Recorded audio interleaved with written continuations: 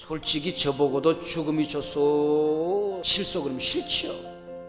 죽음을 좋아할 사람은 없습니다. 그러나 죽음이 싫어도 사실입니다. 건강한 사람은 잘 잡니다. 믿음이 건강한 사람은 잘 죽습니다. 일찍 죽는다는 얘기가 아니고 몇 살에 돌아가시든지 간에 아주 행복하게 돌아가세요. 어떤 모습으로 죽든지 하나님이 우리에게 가장 유익한 모습으로 죽음을 주실 줄로 믿고 편안히 사시기를 바랍니다. 이 죽음 때문에 불안하고 살면 안 되는 것입니다. 예수 안에서는 절망이 없다.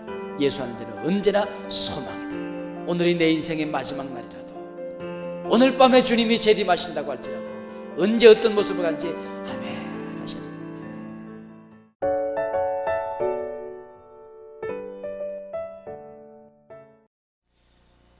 데살로니가 전서는 신약 성경 가운데 복 일찍 쓰여진 그런 성경으로 우리에게 알려져 있습니다. 당시 교회에는 임박한 종말론이 퍼져 있었습니다. 예수님의 말씀 가운데 내가 너희들 죽기 전에 나를 볼 자가 있다 하는 말씀에 대한 종말론적인 오해 때문에 임박한 종말론, 곧 예수님이 우리가 죽음을 맛보지 않고 살아있는 동안에 재림하실 것이다, 그런 생각을 가지고 있는 사람들이 많이 있었습니다. 그런데 어느 날 갑자기 가족이 죽는단 말이에요. 또 교우나 친척들 가운데 갑자기 세상을 떠나는 사람들이 생긴단 말이죠. 이때 초대교회 성도들 가운데 신앙적으로 불안해하는 사람들, 예수님의 오시는 모습을 보지 못하고 죽었구나 하는 생각 때문에 절망 가운데 있는 사람들이 많이 있었습니다. 그래서 오늘 본문의 사도 바울이 이 부분을 정확하게 신학적으로 또 예수님의 뜻에, 하나님의 뜻에 맞게끔 설명하는 내용이 오늘 본문의 내용입니다.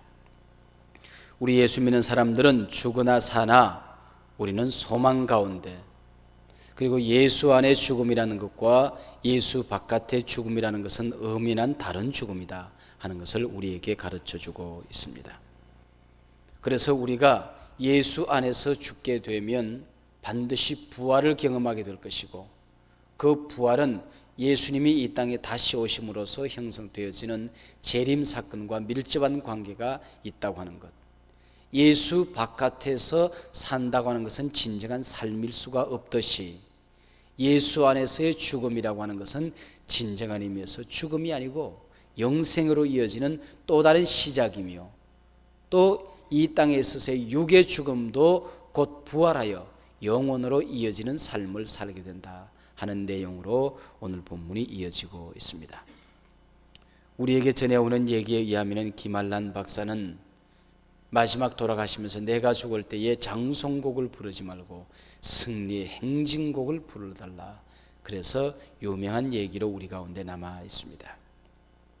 이 땅에서 믿음 생활을 잘 하시던 분들 가운데 마지막 죽으면서 근간에 새로운 유언을 하시는 분들이 참 많이 있는데, 그 가운데 내가 죽으면은 장례식으로 치르지 말고 천국 입성 환영식으로, 환송식으로 치러달라, 그래서 울지 말라. 그래서 실제로 우리 장례식 순서도 축사 그렇고 하시는 분들이 요즘 가끔 있다고 합니다. 교회 안에서 해볼 만한 일이다 그렇게 생각을 합니다. 그래서 예수 안의 죽음을 오늘 본문이 뭐라고 얘기하고 있느니 잔다 그렇게 얘기했습니다.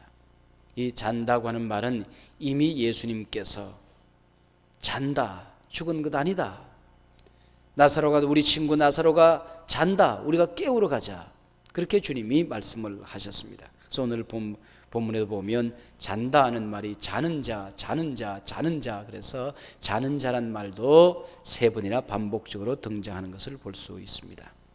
여러분 간밤에도 잘 주무셨죠? 잠이라는 게 얼마나 좋습니까? 여러분이 이 땅에 있는 동안에는 잠이 없으면 참 고달플 것 같아요. 잔다고 하는 것은 쉬는 것을 말하는 것입니다. 안식을 얘기하는 것입니다. 이 고달픈 이 세상 속에 끊임없이 연약해진 육체로 살아간다고 하는 것은 진정한 의미에서 축복이 아니죠. 저주입니다.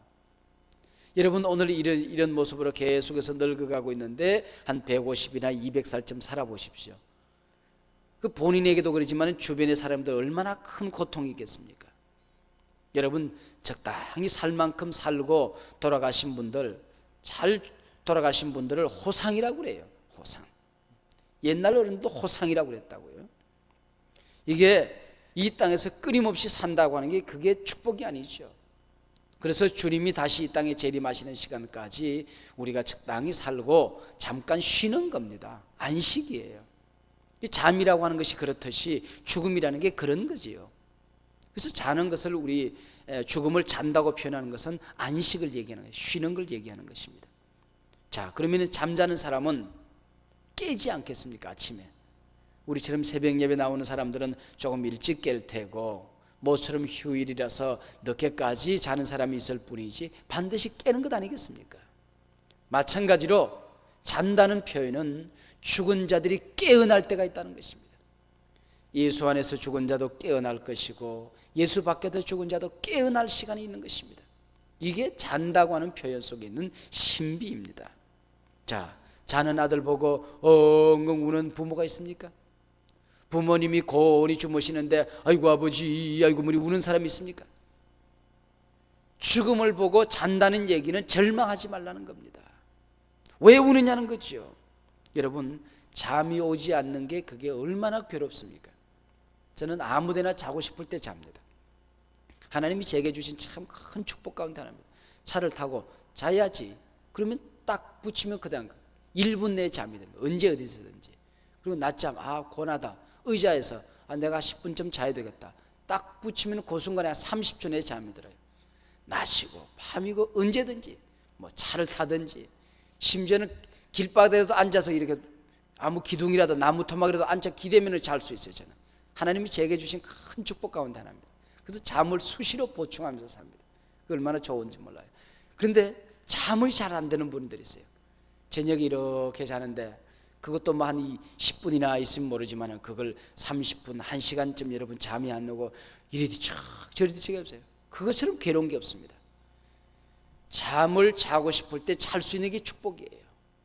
죽어야 되는데 안 죽는 거, 이거 괴로운 겁니다. 그래서 옛날에 어르신들 가운데 나이가 들어서는 보약을 먹지 말라고 그래요. 이 보약도 젊을 때 드셔야지 나이 드신 다음에 보약 들지 않는다. 우리 옛날 어른들이 그러잖아요. 어르신들 젊을 때 보약해드려야지 나이가 많이 드신 다음에 보약 자꾸 드시면 돌아가실 때 힘들게 돌아가신다고 해요.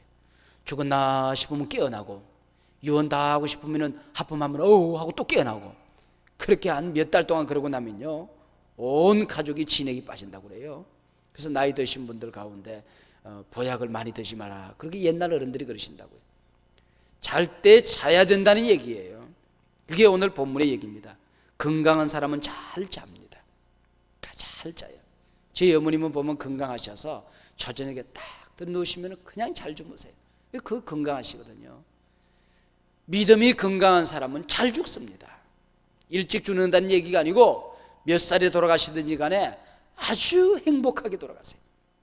여러분, 건강한 사람이 잘 자듯이 영혼이 건강한 사람이 잘 죽습니다. 이게 잘 죽어야 되는 겁니다. 그게 잠의 신비입니다. 공자님에게 죽음이 뭡니까? 죽음 이후의 세상이 어떻게 됩니까? 라고 물었더니 산 것도 모르는데 죽은 걸 어떻게 하냐 그랬습니다. 하이네라는 시인은 죽음이라는 시에서 죽음을 노래하다가 마지막 결론은 죽음은 죽음이다 그러고 끝났어요. 그리고 그 앞에 보면 전부 다 탄식입니다. 예수 바깥에서 죽음을 보면 이렇게 허망한 것입니다. 솔직히 저보고도 죽음이 싫소 그러면 싫지요. 죽음을 좋아할 사람은 없습니다. 그러나 죽음이 싫어도 사실입니다. 죽음이 원수 같지만 친구입니다. 죽음은 냉정한 것 같지만 다정합니다. 죽음에는 울음이 있는 것 같지만 웃음이 있는 겁니다. 죽음은 마지막 같지만 시작입니다. 죽음은 모든 것을 억압하는 억압 같지만 해방입니다. 죽음은 먼 것 같지만 가까이 있고 가까운 것 같지만 멀리 있는 것입니다. 죽음이라는 것은 어떻게 보면 잔인합니다. 모든 아름다움이 끝이 납니다. 모든 권력이 끝입니다. 모든 기술과 과학이 끝입니다. 우리가 가진 모든 욕심과 정욕이 끝입니다. 모든 것이 끝입니다. 그런데 어떤 사람들은 그렇게 생각해요. 그렇기 때문에 예수 믿지 않은 사람들은 그냥 꼴까닥 죽어서 지옥에 갈 사람들이니까 땅속에 묻히고, 예수 믿지 않은 사람들은 살다가 죽지 않고 뿅 들려 올라갔으면 좋겠다. 그럼 참 좋겠죠, 그죠? 예수 믿지 않은 사람은 죽지 말고 그냥 예수님처럼 구름 타고 그냥 뿅 어느 사라지고 하면은, 차를 타가다 잠깐 기다리라고, 하나님이 나 부른다고, 그래서 차 문 닫고는 잘 가라고, 그런 거 혼자 푹 올라가면 참 좋겠다. 여러분, 그러면 얼마나 좋겠습니까? 예배 드리는데 갑자기 어떤 분이 돌아가실 것 같으면은, 목사님 나 지금 하나님이 부른다고, 그리고는 천당으로 삥 올라가면은 참 그거 좋겠다 싶은데, 왜 예수 믿는 사람이나 안 믿는 사람이나 죽음을 오게 했는지, 그 좀 하나님에게 한번 물어보고 싶은 생각 없습니까? 좀 그렇게 좀 했으면 얼마나 좋겠습니까? 그러나 하나님이 우리에게 죽음을 주신 것은 축복이라는 것입니다. 그게 성경의 교훈이에요. 우선 영적으로 유익하기 때문에 하나님이 우리에게 준 거라는 겁니다. 이 죽음이라는 것은 우리가 몇 가지 우리 좀 다시 한번 생각을 해볼 필요가 있는데, 영적인 죽음이 있습니다. 영적인 죽음은 이 세상에 코로 숨쉬고 눈으로 보고 밥 먹고 친구들 만나고 살지만은, 하나님을 모르면, 예수 바깥에 있으면 하나님과 인간이 분리되어서 사는, 이것을 영적인 죽음이라 그럽니다. 육적인 죽음이 있어요. 이것은 육적인 죽음이라는 것은 영혼과 육체가 분리되어져서, 육체는 땅에 썩고 이 영혼이 때로는 음부에 때로는 나군에 가서 쉼을 얻는 것, 이걸 우리 육적인 죽음이라 그럽니다. 영원한 죽음이 있습니다. 예수 바깥에서 죽을 때에 예수 재림하시면 저들이 다 영육이 합쳐지지만은 영원한 지옥에서 형벌을 받게 되는, 이게 영원한 죽음이라고 하는 것입니다. 이 죽음에는 신비가 있는 것입니다. 이 죽음의 신비를 우리가 알아야 돼요. 영적으로 유익하기 때문에 하나님이 우리에게 죽음을 가르쳐 주는 것입니다. 여러분, 죽음이 없고 조금 전에 설명드린 대로 쭉 들려가면은 신앙적으로 얼마나 우리가 태만하겠습니까? 신앙적인 각성이 없어집니다. 신앙적으로 자만합니다. 자기를 돌아보지 않아서 뭐 들리면 빨들 텐데. 죽음이라는 것이 영적으로 유익하기 때문에 우리에게 죽음을 주는 겁니다. 성도들에게도 예수 바깥에 사는 사람들과 똑같이 죽음을 경험하게 하는 이유는, 죽음은 우리를 회개시키는 기회가 되는 것입니다. 여러분, 어느 날 갑자기 여러분들 어떨 때 보면은 잠이 들었는데, 우리 나이 드신 분들 그런 생각을 가끔 가죠. 잠이 들었는데 아침에 그냥 못 일어나고 그걸로 끝냈으면 좋겠다. 여러분, 그게 복인 같지만은 죽음을 종종 생각을 한 번씩 해봐야 돼요. 죽음을 생각하지 않은 사람들은 어떨 때는 좀 며칠 앓기도 하고, 병원에 입원도 하고, 주사도 몇 대 맞고, 약도 맞고, 자녀들에게 유언도 하고, 좀 이렇게 고생도 며칠 해야 돼요. 왜 그런지 알아요? 그 시간이 회개하는 기회예요. 내가 아무게 미워했는데, 얘들은 내가 이랬는데 용서해. 하나님 앞에 회개하는 기회예요. 사람 앞에 회개하는 기회입니다. 여러분, 이게 어떤 모습으로 죽든지 하나님이 우리에게 가장 유익한 모습으로 죽음을 주실 줄로 믿고 편안히 사시기를 바랍니다. 이 죽음 때문에 불안하고 살면 안 되는 것입니다. 그리고 이 죽음의 기회는 우리가 성화되어지는, 지금까지 이 땅에서 살아왔던 모든 삶을 깨끗하게 정리하는 그런 기회가 되는 것입니다. 예수 믿었는데도, 나이가 드셨는데도 자기를 정리하지 못하고 살아가는 사람들, 그냥 뭐 동전 하나까지 세면서 그러고 사시는 분들은 돌아가실 때 이게 전부 다 좀 편안히 돌아가시지 않습니다. 왜? 하나님이 회개하는 기회를 주시는 거예요. 모든 삶을 깨끗하게 정리하고 자기를 잘 정리하고 살아가시는 분들은 그렇게 할 필요가 없으니까 주님이 편안하게 모시고 가요. 편안하게 죽기를 원하시는 분들은 젊어서나 나이 드셔서나 자기를 잘 정리하고 사셔야 된다고요. 그게 하나님의 뜻이에요. 예수님께서 나사로를 잔다고 말씀하시고 깨우러 간다 말씀하시고 주신 소중한 교훈이 있습니다. 나는 부활이요 생명이니 나를 믿는 자는 죽어도 살겠고. 얼마나 귀한 교훈인지 모릅니다. 나는 부활이요 생명이니 나를 믿는 자는 죽어도 살겠고. 예수가 부활이에요. 이 부활은 모든 신앙의 초점이요 절정입니다. 생명, 예수 바깥에는 살았으나 죽었어요. 예수 안에서는 영생이 있습니다. 죽어도 영원으로 이어지는 것입니다. 나를 믿는 자는 죽어도 살겠고. 이 믿는다고 하는 말이 참 영어로 재미있습니다. believe 그러거든. 영어를 believe, 믿는다요. believe라는 말은 영어를 아시는 분들은 뭐 금방 알 수 있는 단어인데 be 동사, 이거 존재한다는 거거든요. 존재한다는 거예요. 그리고 live, 산다는 얘기입니다. 산 존재라는 얘기입니다. 여러분, 믿음이라고 하는 얘기를 영어로는 뭐라고 하냐면 산 존재가 바로 믿음이에요. be 동사와 live, 산다고 하는 것이 합쳐져서 believe, 믿음이 되는, 믿으면 산 존재가 되는 것입니다. 여러분, 이거 얼마나 신비한 단어인지 모릅니다. 이 영어를 만드는 사람들이 참 재미있게 썼어요. 이 성경적인 단어 아닙니까? believe, 산 존재가 된다고 하는 것입니다. 여러분, 주 안에서 언제 어디서 어떤 모습으로 죽든지 하나님의 뜻입니다. 아멘 하시길 바랍니다. 이 땅에 살아가는 모든 사람들에게 공통점 한 가지가 있습니다. 태어났다고 하는 것, 죽는다고 하는 것, 심판이 있다고 하는 것. 예수 안에서의 심판은 영생과 영원으로 이어지는 행복이요 복이라고 하는 것. 이것이 오늘 본문이 우리에게 가르쳐 주는 것입니다. 죽음 안에서 절망이 없다. 죽음 안에서는 예수 안에서는 절망이 없다. 예수 안에서는 언제나 소망이다. 그렇기 때문에 오늘이 내 인생의 마지막 날이라도, 오늘 밤에 주님이 재림하신다고 할지라도 언제 어떤 모습으로 가는지 아멘 하셔야 됩니다.